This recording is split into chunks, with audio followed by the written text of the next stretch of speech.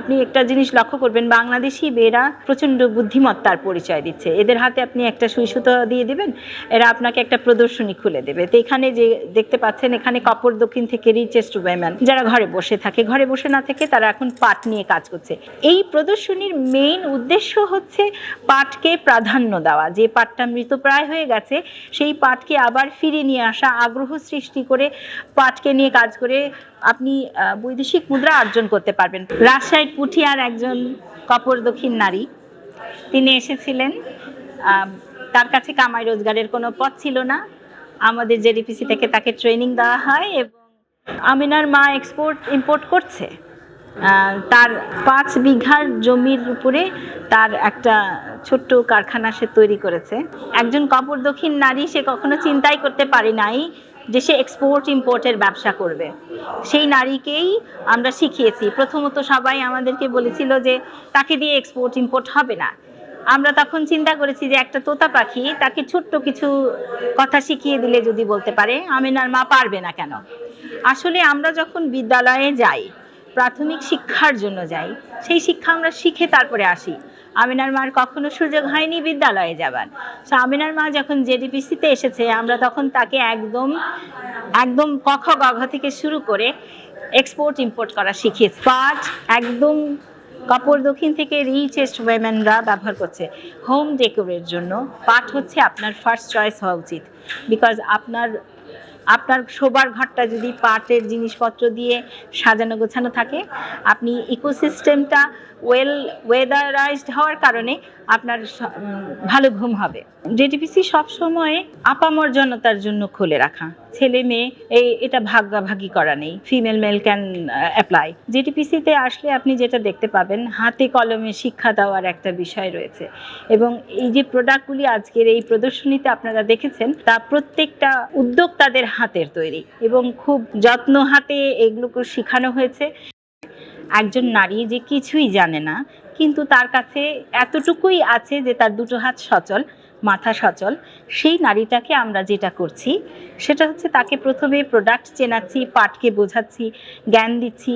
দেন তারপরে যে নেক্সট প্রকল্পটা করছি সেটা হচ্ছে কিভাবে সে তা তৈরি করবে, তা হাতে কলমে আমরা শেখাই। এই শেখানোর পরে সেই নারীকে আমরা এইভাবে তৈরি করি যেন সে শুধু দেশের মধ্যে পাটকে বিক্রয়যোগ্য করবে তা নয়, বিদেশেও যেন দিতে পারে। তাদেরকে আমরা এক্সপোর্ট ইম্পোর্ট শেখাচ্ছি। আর আমাদের এখানের যে সমস্ত প্রোডাক্ট, এখন জানেন দুনিয়া অনেক উপরে উঠে গেছে, সো আমরা ওয়ার্ল্ডের সঙ্গে মিল রেখে সেই ধরনের প্রোডাক্টই তৈরি করার চেষ্টা করছি, comparison to same. JDPC jute diversification and promotion সেন্টারে উদ্যোক্তা উন্নয়নের জন্য বিভিন্ন ধরনের ট্রেনিং করানো হয়, আমিও ট্রেনিং দেই। এবং আমরা স্পেশালি নারীদের ভিতরে আমরা এই আকাঙ্ক্ষা দিতে চাচ্ছি যে পাট নিয়ে কাজ করবে, পাট নিয়ে নতুন করে কাজ করবে। পাটের বিষয়টাই এখন বিলুপ্তির পথে, মৃতপ্রায় পাটকে নিয়ে আবার জীবিত করার একটা প্রচেষ্টা, এটাই জেডিপিসির মেইন কাজ। লোকেশন আপনি দেখবেন মণিপুরি পাড়ায়, তেজগাঁ। কেউ যদি প্রশিক্ষণ নিতে চায়, আমাদের সম্মানিত কর্মকর্তারা রয়েছেন, তাদের সাথে যোগাযোগ করবেন। কখন কোথায় কিভাবে প্রশিক্ষণ দেওয়া হবে সে বিষয়ে আমরা ডিটেলস জানিয়ে দিই। তাছাড়া আজকাল তো সোশ্যাল মিডিয়ার যুগ, so always there is a news in social media about JDPC. জেডিপিসিতে বছরে 24টার মতো ট্রেনিং হয়, প্রতি মাসে 2টো ট্রেনিং দেওয়া হয়। কখনো ট্রেনিং 10 দিনের হয়, কখনো ট্রেনিং 6 দিন অথবা 5 দিনের হয়, কিন্তু খুবই প্রয়োজনীয় বিষয়ের উপরে জেডিপিসি ট্রেনিং দিচ্ছে। ওখানে উদ্যোক্তা হওয়ার জন্য আমার মনে হয় বেস্ট জায়গা হচ্ছে জেডিপিসি। আমাদের দৈনন্দিন জীবনে যেমন আমাদের প্লাস্টিকের তৈরি, পলিথিনের তৈরি জিনিসপত্রকে আমরা অ্যাভয়েড করবার জন্য, আমাদের নিজস্ব ইকোসিস্টেমটাকে ভালো করবার জন্য আমরা নিজেদের ঘর থেকেই সেটা শুরু করতে পারি। সেটা কি, আপনার পর্দাটা হতে পারে পাটের, এবং আগে আমরা জানতাম পাট শুধু চট, সেই চটটাই এখন কুশন হিসেবে ব্যবহৃত হয়। এই প্রোডাক্টটা আমাদের অস্ট্রেলিয়া, ইউরোপে যাচ্ছে। শুধু তাই নয়, আপনি আমাকে বললেন যে পাটের দ্রব্যকে কিভাবে কামাই রোজগারের পথ করে দেওয়া যায়। আমি তো মনে করি যার কোনো কামাই নাই, যেই নারীর কিচ্ছু নাই, একদম কপর দক্ষিণ, সেও পাটের দ্রব্য দিয়ে কাজ করলে, পাটের পণ্য দিয়ে কাজ করলে, জেডিপিসিতে আসলে আমরা সেই কর্মের তার মানসম্মত বিষয়টা দেখে আমরা সেটা কিনে নিচ্ছি এবং তাকে উপযুক্ত প্রাইস দিচ্ছি, এবং সে যেন আরও হতে পারে, তার জন্য তাকে আরো বড় করে ট্রেনিং দিচ্ছি। এখন আমি যেটা বলতে চাই সেটা হচ্ছে, পাটের পণ্য ব্যবহার করবার জন্য মানুষের আগে সজাগ একটা চিন্তাধারা থাকতে হবে যে না, আর প্লাস্টিক পলিথিন দিয়ে নেক্সট জেনারেশনকে আর ক্ষতি না করি। এই জন্য আপনি পৃথিবীতে একটা অবদান রেখে যান, একটা ভালো কিছু করে যান, যেমন পলিথিনকে আপনি না বলুন এবং পাটের পণ্য ব্যবহার করুন।